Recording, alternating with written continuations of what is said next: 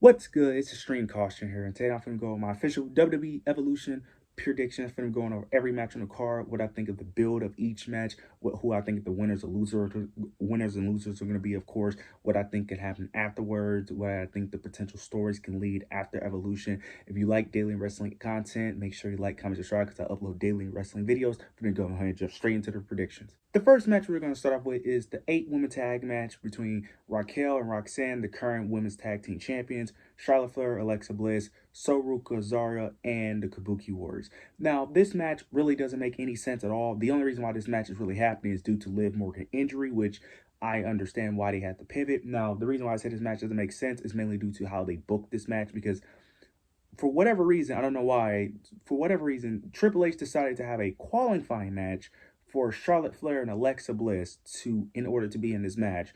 But the other two tag teams didn't have to do that. The Kabuki Warriors got in this match simply for attacking the current women's champions, and then Soruka and Zarya are just added to this match. That's literally it. So I don't know why they did the whole qualifying match last week for Charlotte and Alexa. I don't understand that. But I think it's very obvious who's winning this match. It's going to be Charlotte Flair and Alexa Bliss. Like, I just don't see, because Roxanne and Raquel are both losers. I don't understand what they're doing with that whole storyline. It's not making any sense to me. Ever since Roxanne's been on the main roster, she has been a complete loser and a complete jobber. Raquel has been a jobber and a loser for as long as I can remember. So I just don't see a world where they win, because they're both useless. When you put two useless people together, I don't know how they're going to win a match. They've been telling the story of Charlotte Flair and Alexa Bliss, of Alexa Bliss not trying to be more of a friends with benefits type thing where they can help each other out. I think they're easily going to put the titles on them. They're going to do the typical, trope that they always do with the women's tag titles. Put the tag titles on two single stars, and then eventually they're going to feud. That's what I see happening. I'm not even going to mention Soruka and Zarya, because let's just be honest, they're not winning those titles. And then the Kabuki Warriors, same thing, they're not winning those either. It's really between Raquel, Roxanne, who are both losers, or Charlotte Flair and Alexa Bliss. Like, I think it's very obvious that's who's going to win. They're going to tell the story of Charlotte Flair eventually start liking Alexa Bliss. They're probably going to become close friends, and then they're going to eventually feud. That's what I see is happening. It's what I've been predicting for a while now when they first teased this, that they was eventually going to go after the women's tag titles, which I didn't want. But some people are liking it. A lot of people are liking this. I really don't like it, mainly because it's the same thing we've been seeing with the women's tag titles. I wish they would just get rid of these titles, but we still have these. But Charlotte Flair and Alexa Bliss are going to win this match. Now we get the women's battle royal. The winner of this battle royal gets a championship opportunity at Clash at Paris. The main person they've been advertising for this is Stephanie Valkyrie, so for me, she's the heavy favorite.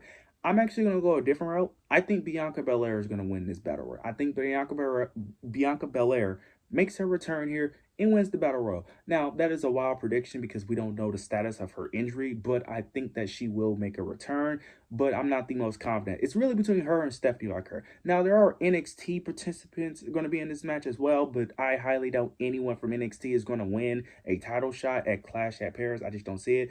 Now, Clash at Paris is right after SummerSlam, so that's the main reason why I'm going with Bianca. I think once Naomi cashes in at SummerSlam, that's what I'm assuming is going to happen. She's going to challenge Naomi at Clash at Paris to get some revenge. I think that's where, and then eventually it's going to lead into some type of triple threat between her, Jade, and Naomi, because you could have some interferences happen in that match.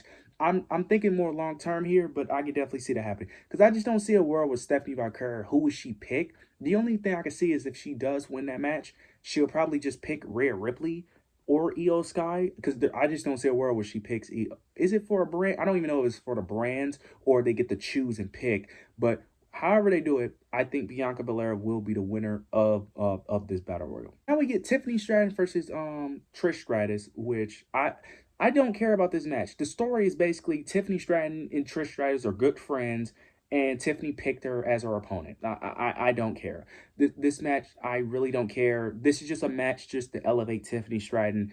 I really have no intrigue of this match at all. I really don't. Even if they build towards this match, I really wouldn't care. Tiffany is going to retain. It's really that simple. She's not losing. She's not losing this match. It just wouldn't make sense, especially with SummerSlam right around the corner. You're not going to have Trish Stratus and Jade Cargill. Like, that just don't make no sense at all. So, yeah, Tiffany is going to win. That's really it. I don't care about this match at all. I really don't. I haven't really cared about Trish Stratus in a very long time, and I'm going to continue not to care. But this match is whatever. Tiffany Stratton is retaining. Now we get Jade Cargill versus Naomi in a no holds barred match. This is very interesting. I'm a bit confused on why they have this match now. I feel like we should have hold off on this match, to be honest with you. This match really just became official due to Naomi randomly attacking Jade for whatever reason, which I didn't understand. I get that she doesn't like Jade, but she attacked her and then she held the Money in the Bank briefcase and told her to proceed with caution, which I didn't understand why that was a thing. I felt like it would have made more sense for her to attack Tiffany and told Tiffany to proceed with caution due to her holding the briefcase and due to her being champ. I feel like that would have made more sense. I understand that they have history, but I feel like that would have made more sense.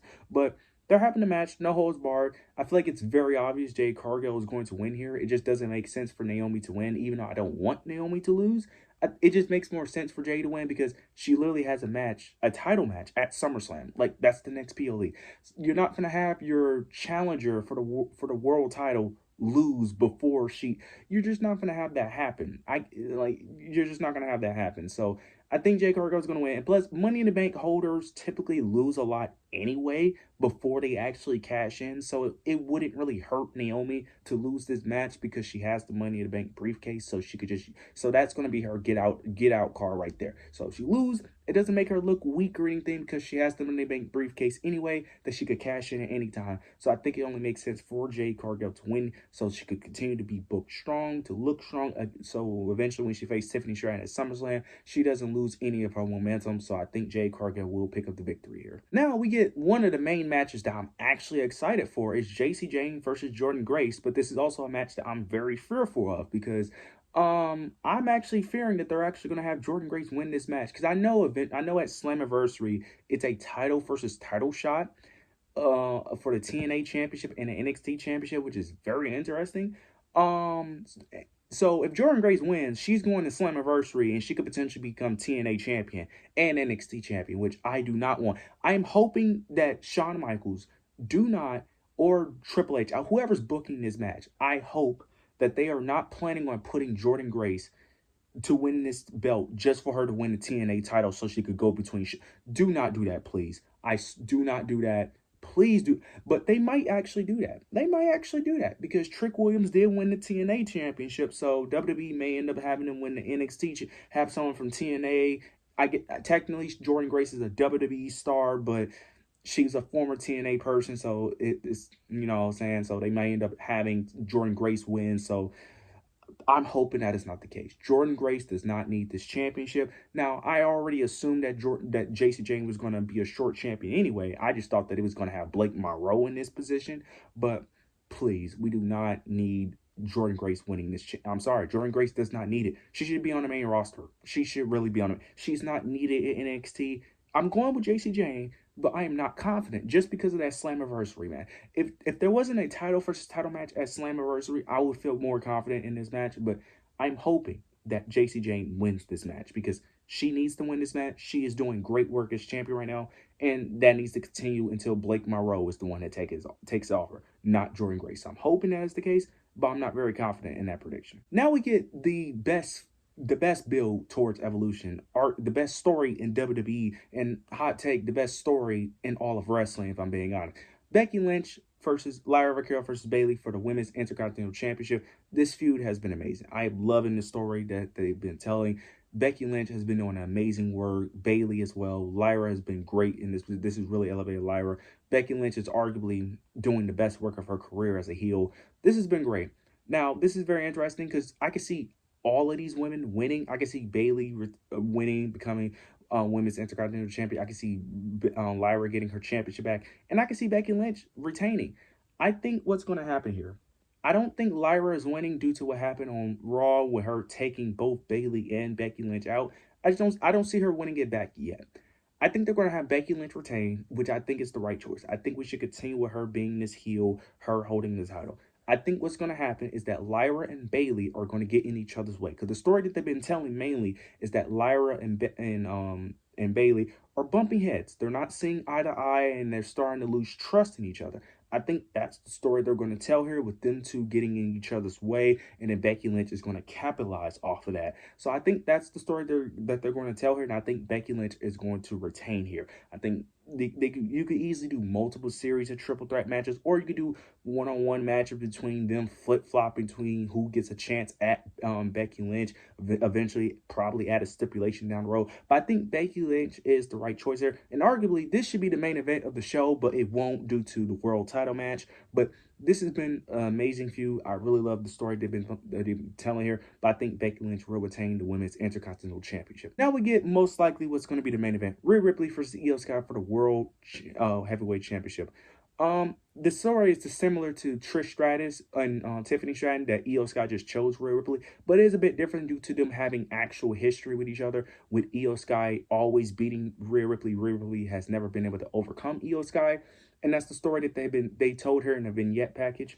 I think Rhea Ripley wins here. I really do. I don't see any reason why Io Sky should win here, especially with SummerSlam coming up. I just don't see her. It's because I know there is a PLE in Rhea Ripley's hometown, if I'm not mistaken. I think it's at Crown Jewel. So I think this is the perfect time to have her win. She could hold it until Crown Jewel, go in as champion.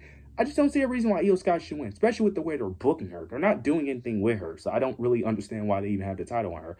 And I was right that her title reign was not going to be good. It's not her fault, but I said her title reign wasn't going to be good. But people just assume that when you change the champion, that means that they're going to automatically be a better champion. No, unless WWE wants to book that champion well, it doesn't matter who you put the title on. But I want Rhea Ripley to win. You guys know how I feel about Io Sky. I like her. I just don't think I think people overrate her a bit. But I do like her. But I do think it's time for a title change, in my opinion. Because at least I feel more confident in them actually booking Rhea Ripley than they are booking Io Sky. But yeah, I have Rhea Ripley winning, but I'm not the most confident in that pick, because I could definitely see them having Rhea lose to overcome some adversity. But I think it makes sense for Rhea Ripley to win, to finally overcome that hurdle that is Io Sky, and potentially they could continue to feud afterwards. I think Rhea Ripley will become your new Women's World Heavyweight Champion, mainly because the reason why she lost the first time was because of Bianca Belair, with her getting distracted. With no one distracting her this time, it only makes sense for Rhea Ripley to win this time. Those are all my overall predictions, my overall thoughts of this PLE. You guys let me know your predictions down below. Make sure to like, comment, subscribe. But yeah, that's it.